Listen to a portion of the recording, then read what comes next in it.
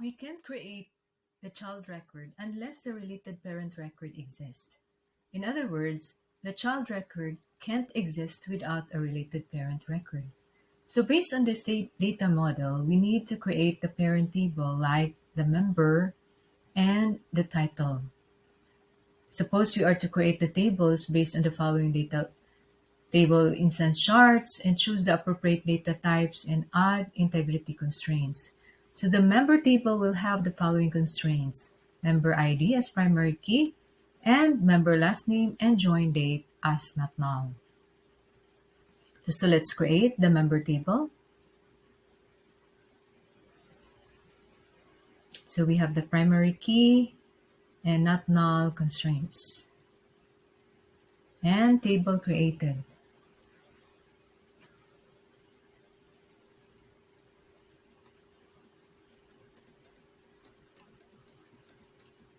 Now, most application programmers use intuition to solve common problem of deriving unique values in a concurrent application system. A much better solution is to use sequence. So we can insert values for member table by creating a sequence. So sequence created, and the user sequence is used to check the sequences generated by the user. So we have the minimum value, maximum value, increment, and last number. From there, we can use the sequence number to generate or populate the member ID using member ID sequence.nextVal. And we can choose to display the member, and we have successfully populated the table member.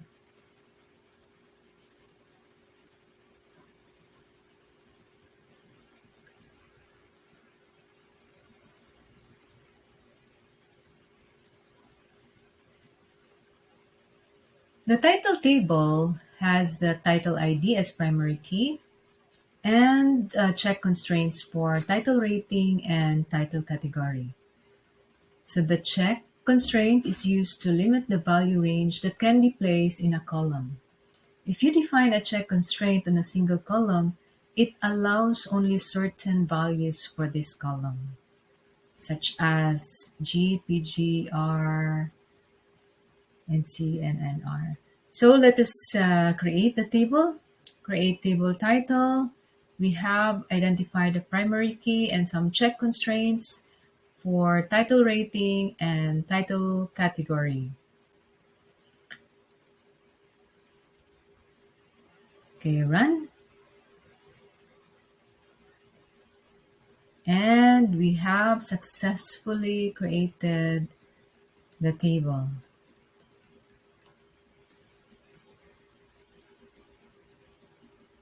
You can also populate the table title making use of sequence. So we have title ID as a sequence number.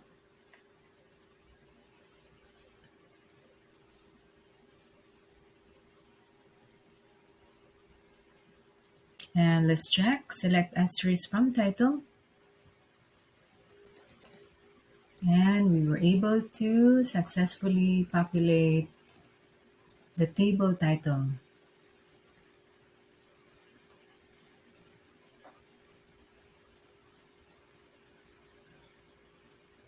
Now, title copy table has the foreign key constraint, not null, and check constraint.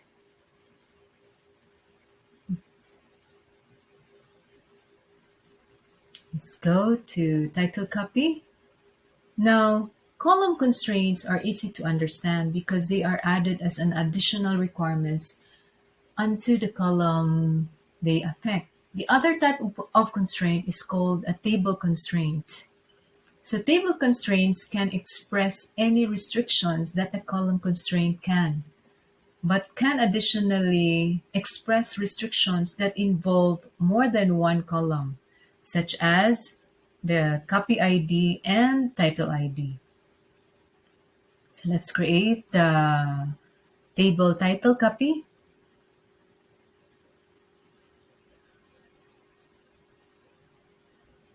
Table created. And let us populate some accepted data to title copy table.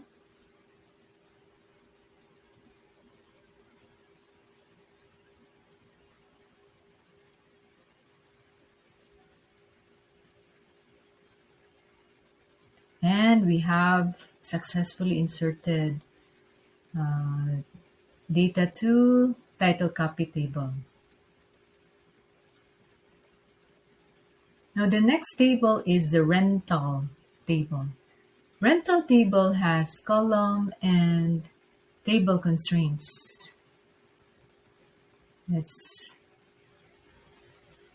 go to create the rental table. So we have some column constraints, foreign key, and we also have some table constraints, both primary key and the foreign key.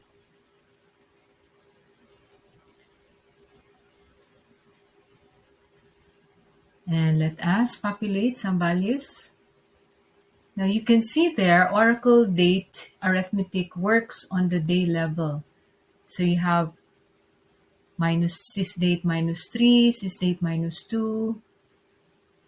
That will give you 2 days before the given date.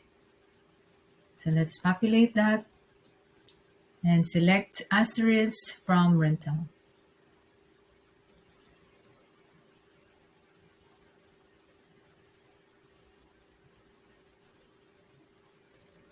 And there's the rental.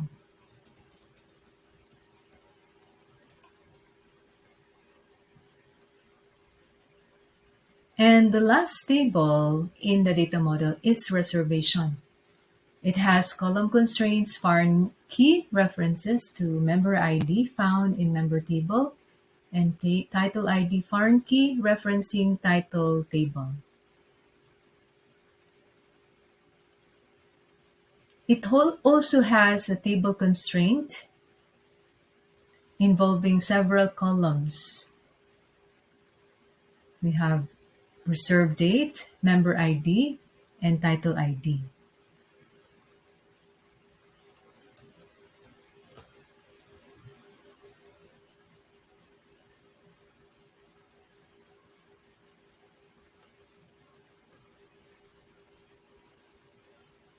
And we have there select asterisk from user tables is when you wanted to show all those tables created by a given user.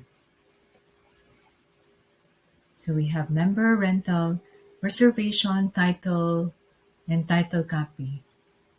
So having a data model can help in the design and building relational database.